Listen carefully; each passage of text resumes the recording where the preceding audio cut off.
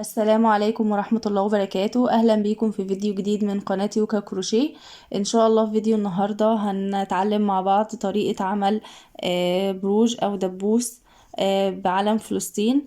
ربنا ينصرهم ويعينهم ويحميهم يا رب من كل مكروه وسوء، وربنا يرحم شهدائهم ويشفي مرضاهم، والعزة ليهم والنصر ليهم دايما يا رب، وبإذن الله بإذن الله النصر قريب.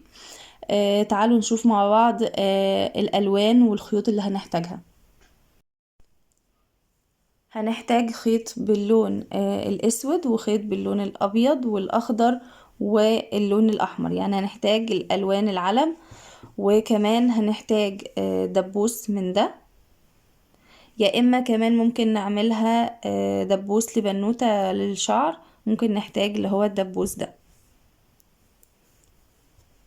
وكمان هنشتغل بإبرة مقاس 2.5، ومحتاجين يا اما ورق فوم زي ده، انا هقصه قطع صغيرة خالص على قد الدبوس كمان زي اللي انا مركباه ده، يا اما ممكن نستخدم اللي هو القماش الجوخ، او اي حاجة يعني قوية شوية ينفع ان احنا نثبت بيها بس الدبوس في العلم بتاعنا.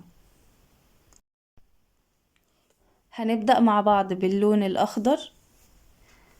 هنعمل عقدة البداية، وهنرتفع 11 سلسلة. 1 2 3 4 5 6 7 8 9 10 11 بالشكل ده.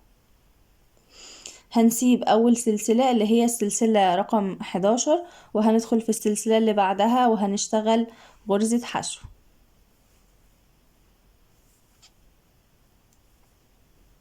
واللي بعدها حشو، وهنشتغل الصف كله غرز حشو.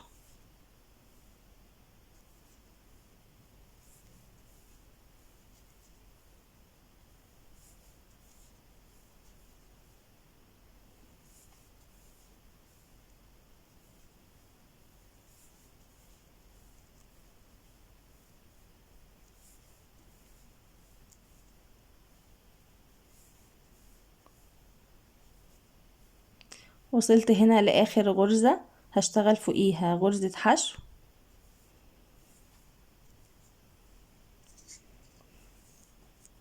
بالشكل ده. هرتفع سلسلة للارتفاع، سلسلة واحدة، وهلف الشغل بالشكل ده، وهشتغل فوق كل غرزة غرزة حشو.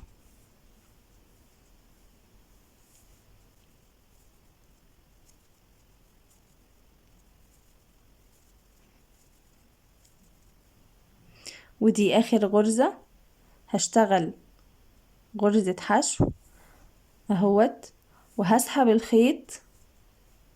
يعني كده معايا معايا حلقتين على الإبرة، مش هسحب الخيط واقفل، لا هقفل باللون اللي بعده اللي هو اللون الأبيض بالشكل ده.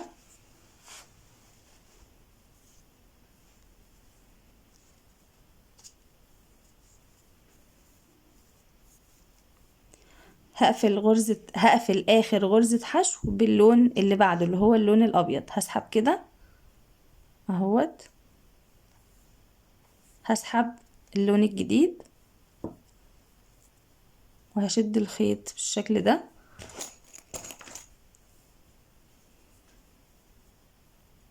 وهرتفع سلسلة وألف الشغل.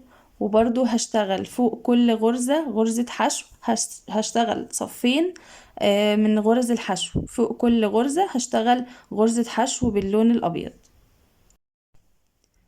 اشتغلت صفين من غرز الحشو باللون الأبيض. هنا آخر غرزة معايا، هشتغل برضو فوقيها غرزة حشو ومش هكملها، وبعدين هقفل الغرزة دي باللون اللي بعد كده اللي هو اللون الأسود. هسحب الخيط كده بالشكل ده، هرتفع سلسلة وهلف الشغل، وبرضو هكمل بنفس الطريقة غرز حشو فوق كل غرزة غرزة حشو هشتغل صفين من اللون الاسود. وصلت لاخر غرزة، هقفل بسلسلة للتأمين وهقص الخيط بالشكل ده، وهداري باقي الخيوط ديت هنضفها بإبرة التنظيف ونرجع نكمل مع بعض.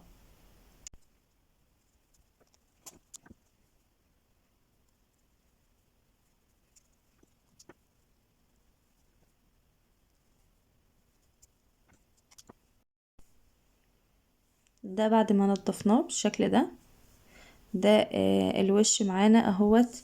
هنبدأ نشتغل الجزء اللي هو باللون الأحمر.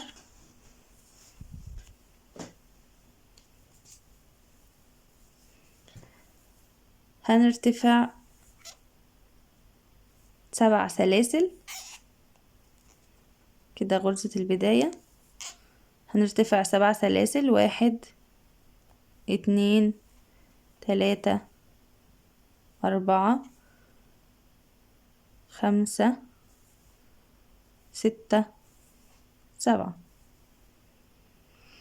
هنشتغل غرز حشو، هنسيب أول سلسلة اللي هي رقم 7 دي، وهنشتغل فوق كل سلسلة غرزة حشو.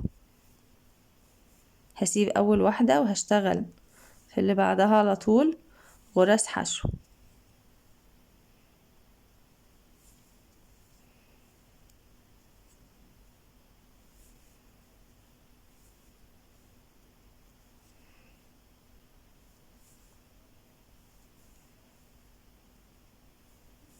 كده 4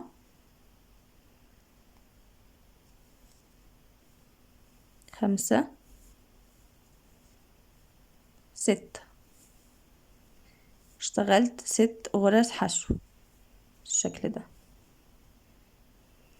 هرتفع سلسلة وهبدأ أعمل تناقص، يعني هشتغل تناقص كل غرزتين هعملهم غرزة واحدة. ازاي؟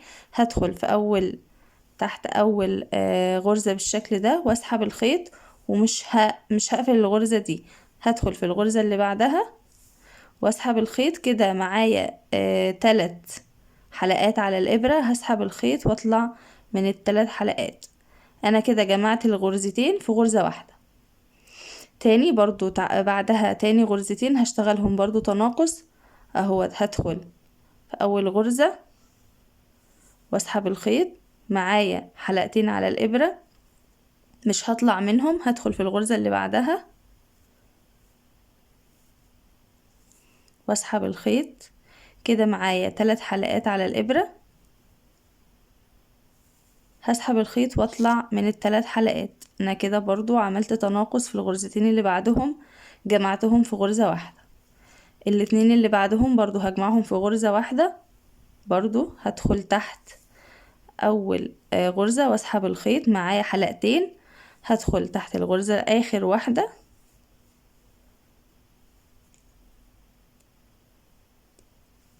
بالشكل ده واسحب الخيط.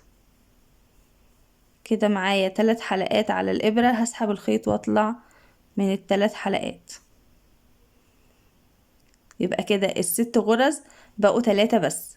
هرتفع سلسلة وهلف الشغل وهاخد ال3 غرز دول هاخدهم في غرزة واحدة، هعمل تناقص في ال3 غرز اهوت. هنا اول غرزة هسحب الخيط، معايا حلقتين، اللي بعدها هدخل واسحب الخيط، معايا 3 حلقات، اللي بعدها برضو هدخل واسحب الخيط، معايا 4 حلقات.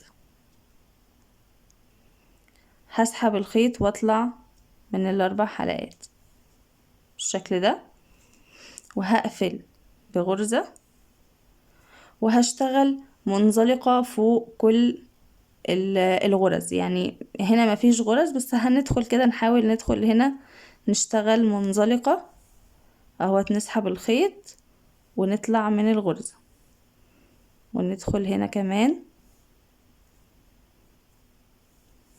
ونسحب الخيط ونطلع من الغرزة كده.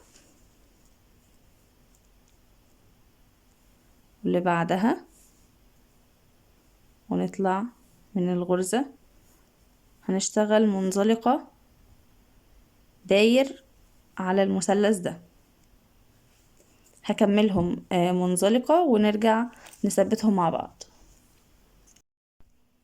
اخر منزلقة معايا اهوت الشكل ده، وهاخد غرزة للتأمين وهقص الخيط الشكل ده، وهداري الخيوط ديت ونرجع نثبتها مع بعض.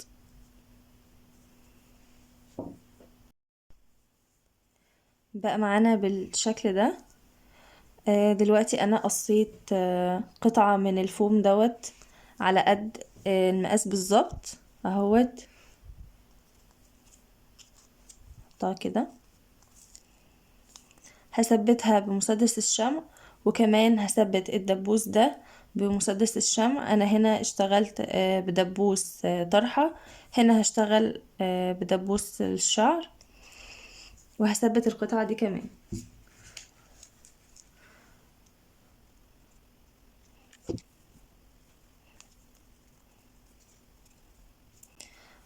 بالشكل ده. هثبت هنا القطعة اللي باللون الأحمر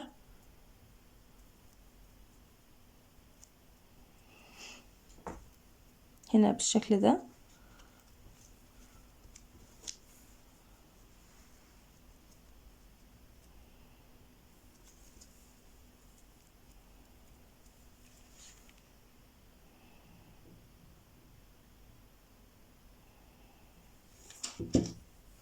وناخد بالنا ان اللون الأخضر هو اللي ناحية تحت، واللون الأسود فوق.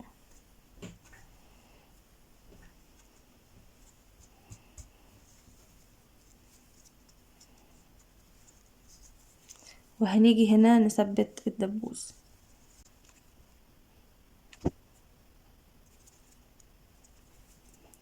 وبقى معانا دبوس للشعر بالشكل ده، وكمان دوت دبوس للطرحة او الخمار.